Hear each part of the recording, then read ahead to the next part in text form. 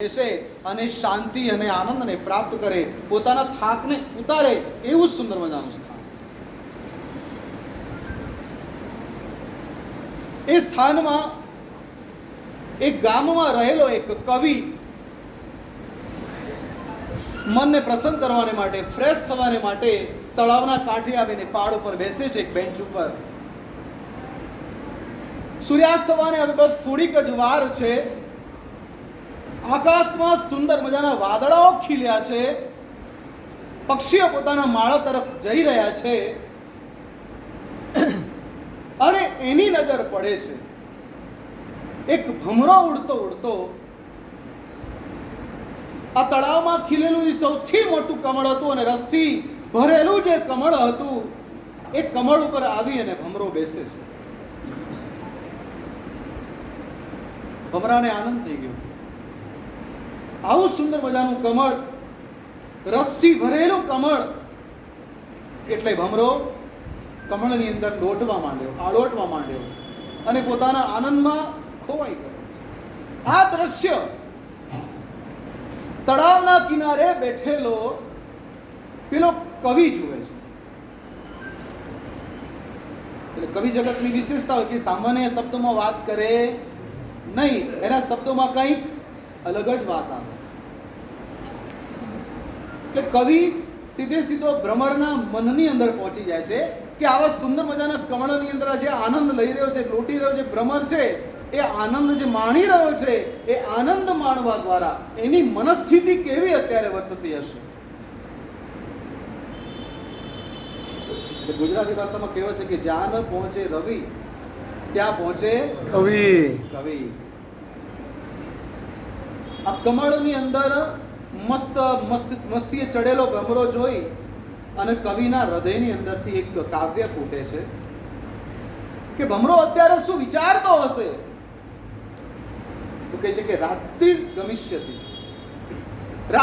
ગમિષ્યતિ ભવિષ્યતિ સુપ્રભાતમ ભાસ્વાનુદિશ્યતિ હસિષ્યતિ પંકજસ્તુ.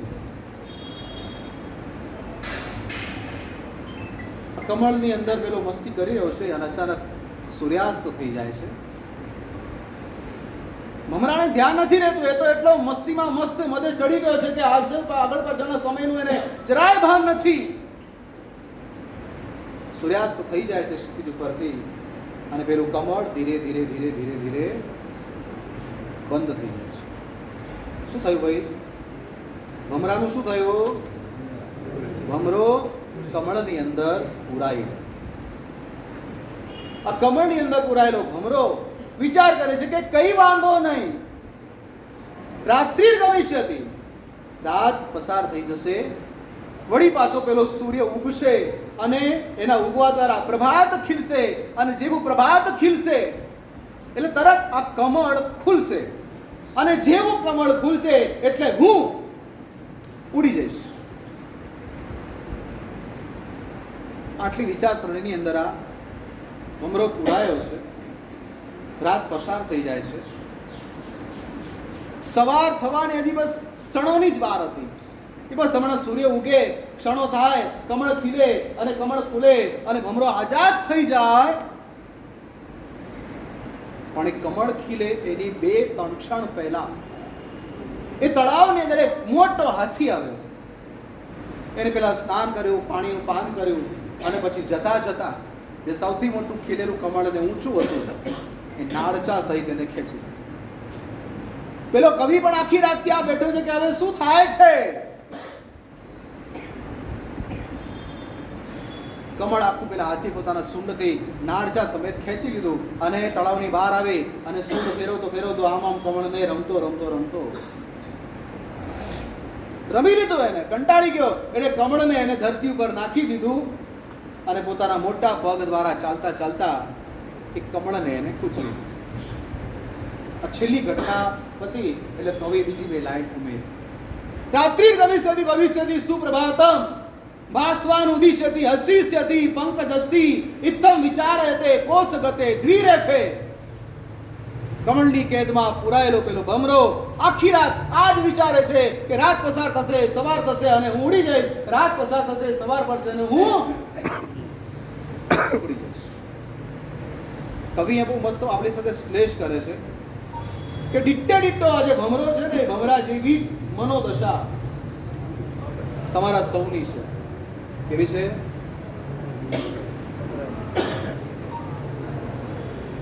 આ ચોમાસું જશે તો થોડું કઈ બીજું ચોમાસું નથી આવવાનું. બીજું ચોમાસું આવશે ત્યારે હું કરીશ.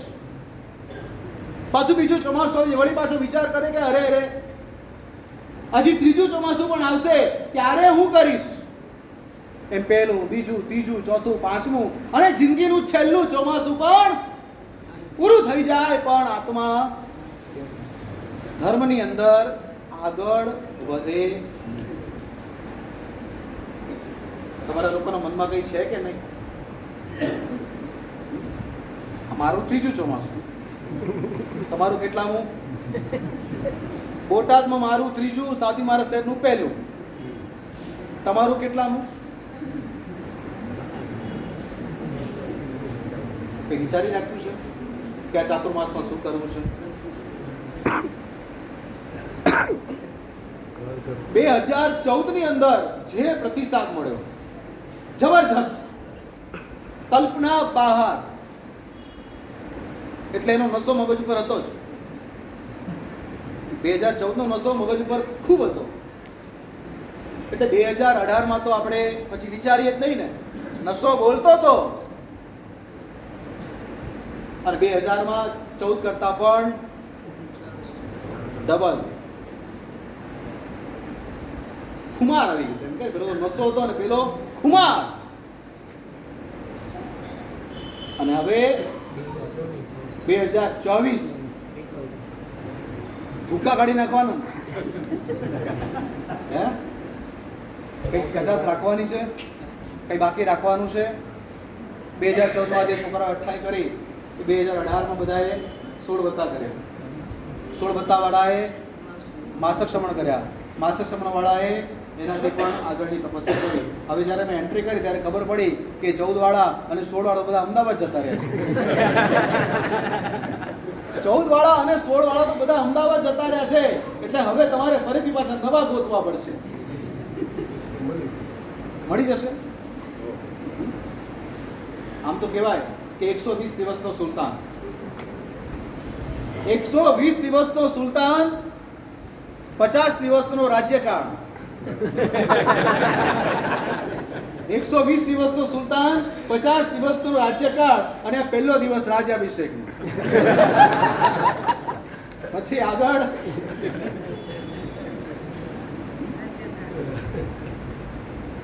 વિચાર કરી રાખ્યો છે. કારણ કે અમે જ્યારે તમારા સંઘમાં પ્રવેશ કરતા હોઈએ, આમ કહેવાય છે કે છોકરાને પરણાવવો હોય ને તો સામેવાળા વેવાઈને આમળી પીપળી બતાવવી પડે. ખ્યાલ છે કે નહીં? આમળી પીપળી ખબર છે કે નથી? બધાને ખબર છે. ચીકાણી છોકરાને પરણાવવો હોય તો સામેવાળા વેવાઈને આમલી પીપળી. એમ ચોમાસું કરાવવું હોય તો સાધુ ભગવંતને પણ આમલી પીપળી બતાવવી પડે ને. સાહેબ તમે પધારો, તમે જરાય ચિંતા નહીં કરો. હવે સમજવાની વાત છે અહીંયા. આપણે કોઈ ઉપર દોષારોપણ નથી કરતા. તમારા લોકોનું પ્રતિનિધિત્વ કોણ કરે છે? બોટાદ શ્રી સંઘનું પ્રતિનિધિત્વ કોણ કરે છે? તમારા 10, 15, 25 જેવી ટ્રસ્ટી છે, એ કોનું પ્રતિનિધિત્વ કરે છે? એટલે એ લોકો જ્યારે અમારી પાસે ચોમાસાની જય બોલાવવા આવતા હોય ત્યારે એ લોકો કોના વિશ્વાસે આવતા હોય? તમારા લોકોના વિશ્વાસે કે અમે મહાત્માને લાવીએ છીએ, સાદી ભગવાનને ચાતુર્માસ માટે લાવીએ છીએ અને અમને વિશ્વાસ છે કે અમારા જ્ઞાતિ બંધુઓ અને અમારો શ્વેતાંબર મૂર્તિ પૂજક બોટાદ સંઘ ચાતુર્માસની અંદર કચાસ રાખશે નહીં. અને અમે કોને જોઈને આવતા હોઈએ? પહેલા સૌથી પહેલા કોણ આવે? ટ્રસ્ટી દેખાય ને. ટ્રસ્ટી દેખાય, પછી ચોમાસાનો પ્રવેશ થાય અને પછી ચોમાસું શરૂ થાય અને પછી સંઘ દેખાય કે સંઘ શું છે અને શું કરી શકે એમ છે. તો દરેકે એકબીજાની ઇજ્જત સાચવવી છે. આપણા સંઘની અંદર કોઈ પણ સમુદાયના સાધુ ભગવાન આવે, સાધ્વીજી ભગવાન આવે એટલે સંઘના પ્રત્યેક આત્માઓની એક તાકીદની ફરજ બને છે કે અમારા સંઘમાં આવેલા સાધુ સાધ્વી ભગવંતો નિરાશ થઈને ન જાય. આનંદ સાથે આવ્યા હોય અને જાય ત્યારે બમણો આનંદ લઈને જાય. એ ફરજ કોની? અમારા શ્રી સંત. તો તૈયાર છો ને? કાલથી સંતિકરમ તપની અંદર નામ લખાવવાનું છે. જ્યારે 2018માં ચોમાસું કર્યું ત્યારે નમીનું તપ કરાવ્યું હતું ત્યારે 350 થી ઉપર સંખ્યા હતી અને નાની મોટી 100 થી પણ ઉપર પર્યુષણની મોટી તપસ્યાઓ પણ થઈ હતી. એટલે મને તો હજી બધું એ જ દેખાય છે. આ જ્યારે પ્રવેશ કર્યો ને ત્યારે હું 2024માં નહીં પણ 2018માં પહોંચી ગઈ. 2024માં નહીં 2018માં પહોંચી ગયો હતો. અને આજે મારે યાદ કરવા પડશે એ ઉપકારી ગુરુ ભગવાન. આમ તો ઘણા બધા ગુરુ ભગવાનથી ઉપકાર કર્યો છે. જ્ઞાનેશ્વરી દાદા એનો સાક્ષાત ઉપકાર છે. તેના સંસારથી ઉગાર્યા, દીક્ષાની લાહણી આપી એવા દાનસુરી મહારાજ સાહેબ પરમ ઉપકારી છે. અમારા ગચ્છનાયક હેમચંદ્રસુરી મહારાજ સાહેબનો પરમ ઉપકાર છે. ઇન્દ્રસેન સુરીશ્વરજી દાદાનો પણ પરમ ઉપકાર છે. પણ આ બોટાદમાં જ્યારે મારા 2 ચાતુર્માસ થયા, ભલે મારી દીક્ષાનું મુહૂર્ત અહીંથી નીકળ્યું, તમારી બોટાદની સુકડિયાની શેરીમાં હું ગોટીઓ પણ રમ્યો છું. મારો ભાઈ ભાંડો ભાઈબંધ છે કે જતો રહ્યો? બસ જો આ સંસારનો હાથ છે. કોઈનો દોસ્ત નથી આ દુનિયામાં. આવ્યો જીવ તું એકલો ને એકલો જ જવાનું છે. આ દોસ્તી યારી બધી અહીંયા છે. એટલે ફરીથી કાન આંબળીને કહું છું, ટકોર મારીને કહું છું કે ચોમાસું છે, મન મૂકીને આરાધના કરી લેજો. કોઈ પણ કચાશ ના. 2018ની અંદર જ્યારે આવ્યો ત્યારે આમ કેમ થશે ને શું થશે, પણ નય પ્રભસ્તુની દાદાએ માથે વાસ્તક્ષેપ નાખી દીધું. યોગ શ્રમણ ચિંતા ની કર, તારી સાથે નાદુરસ્ત તબિયત ચાલી પણ ન શકે, હરી પણ ન શકે, તે છતાં સહકારથી અહીંયા સુધી પધાર્યા. પાઠ ઉપર કલાક 2 કલાક સુધી બેઠા અને મિશ્રા આપીને આશીર્વાદ આપ્યા. 2018ની અંદર પણ ત્યારે દાદાની તબિયત થોડી વધારે નાદુરસ્ત હતી, પણ યોગ શ્રમણ તું આવ્યો છે ને, આમ ના ન પાડ્યો ક્યારે. આ મહાપુરુષોની ખાસિયત છે, તમને ના ન પાડે પણ એમના મોઢેથી હા પડાવવાની તમારી પાસે આવડત પણ હોવી જોઈએ. 2018નું ચોમાસું, ઇન્ડિયન આઇડલ એક મગજમાં આવ્યો ત્યારે બધું આઇડલ બહુ ચાલતું હતું. એટલે મેં તો આપણે પણ કંઈક આવે આઇડલ જેવું કંઈક કરીએ. શિબિરો બહુ થઈ ગઈ, બીજું બધું ઘણું બધું નવું બહુ થઈ ગયું. આ એક એકદમ નવો જ કોન્સેપ્ટ છે. આશય એ તો કે સારા સંગીતકારો તૈયાર થશે અને થયા આપણે જોઈએ છીએ. અત્યારે નવી મંડળની અંદર આપણો જે છોકરો ગાય છે એટલું મસ્ત ગાય છે. પૂરો એક સિંગરને પણ ટક્કર મારે એવું સુંદર મજાનું ગાય છે. એ ખરેખર અનુમોદના. આપણું તો એમાંથી એટલે મારો મિત્ર, સ્માર્ટ પર્સનાલિટીનો ધણી, ગોરો ચિટ્ટો. આપણે થોડા કાળા છીએ, થોડું ગોરો ગોરો છે. ઇન્ટેલિજન્ટ, જીન દર્શનને પણ ભૂલાય નહીં, એને પણ યાદ કરવું પડે. એની પણ બહુ સરસ મને. એટલે આ વખતે મને ખબર નહોતું કે સાહેબનું ચોમાસું પાલિતાણા નક્કી છે. મને એમ કે સહેજ ને એટલે મારો ભાઈબંધ છે એટલે મને ટેન્શન નહીં. 2 સાથે મળીને બહુ જોરદાર કંઈક નવું આયોજન કરશું. પણ અહીંયા આવે પછી ખબર પડી ગઈ તો જવાના છે પાલિતાણા. એટલે આજે આખા વરઘોડાની અંદર એમ લાગે કે નય પ્રભુશ્રી મહારાજ સાહેબ સાથે સાથે ચાલી રહ્યા છે. લબ્ધિ ગુરુદેવ સાથે સાથે, જો એક લબ્ધિ ગયા તો બીજા લબ્ધિવાળા આવી ગયા. ત્યારે કંઈક પૂરા ખાલી રહેતું જ નથી આપણે ત્યાં. આ જ સંઘની વિશેષતા છે, ભગવાનનું પુણ્ય છે કે એક લબ્ધિ બોટાદથી ગયા તો બીજા લબ્ધિવાળા બોટાદમાં પાછા, ખાલી જગ્યા પૂરાઈ ગઈ. તો આજે પ્રેમ અહીંયા આવવાનું કારણ, અને ધન્યવાદ આપવું પડે ભાઈ મહારાજ સાહેબ, પ્રદ્યુમ્ન વિમલસુરી મહારાજ સાહેબ. કારણ કે મારું આ ચાતુર્માસ એમની સાથે રાજસ્થાનના ગામમાં જઈ બોલાવી ગયું. 4-5 મહિના પહેલા જઈ બોલે, લગભગ ફેબ્રુઆરીમાં અમારી જઈ બોલાઈ ગઈ. સિરોડી ગામ. પત્રિકામાં નામ પણ લખે અને પત્રિકાએ મોકલી દીધી. એટલે પછી એમનો મને ફોન આવ્યો કે ભાઈ યોગ શ્રવણ આ તો તે દગો કર્યો, ગદ્દારી કરી, ચોમાસું તારું મારી સાથે કરવાનું છે ને હવે આમ કેમ કર્યું. પણ મેં કીધું સાહેબ, સંઘ છે મારો, બોટાદ સંઘ સાથેનો એક પ્રેમનો નાતો છે. અને આને ધમકી આપી કે તમે નહીં ચોમાસું તો રાજીનામું આપી દઈશ. ઇમોશનલ અત્યાચાર. એટલે 2 વર્ષનો તમારો જે પ્રેમ હતો એના સંભારણાની મીઠી યાદો દિલો દિમાગમાં છવાયેલી હતી. એટલે તમારા માટે એક શબ્દ કહી શકું કે જંકે સદા તમોને. બોટાદવાળા ધ્યાનથી સાંભળજો. જંખે સદા તમોને એવી અહીં નજર છે. જંખે સદા તમોને એવી અહીં નજર છે, ચાહે સદા તમોને એવું અહીં જીગર છે. જંખે સદા તમોને એવી મીઠી નજર છે, ચાહે સદા તમોને એવું અહીં જીગર છે. આંખો મહી વસો કે આવી વસો હૃદયમાં. આંખો મહી વસો કે આવી વસો હૃદયમાં. આ પણ તમારું ઘર છે અને આ પણ તમારું.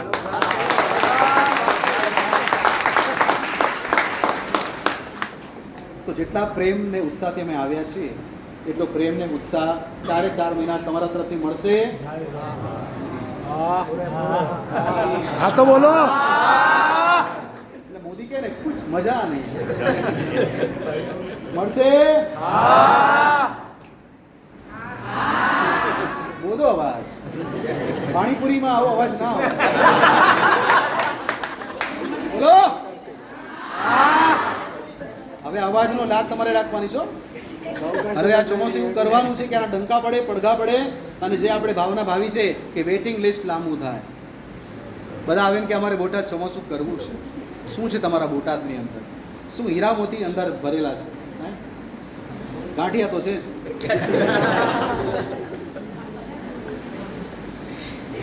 તો પેલો કવિ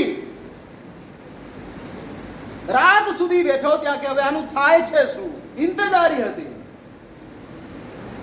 અને જોયું કે પેલો હાથી આવ્યો, કમણી ઉખાડી અને પગ નીચે દબાવીને આગળ ચાલ્યો ગયો.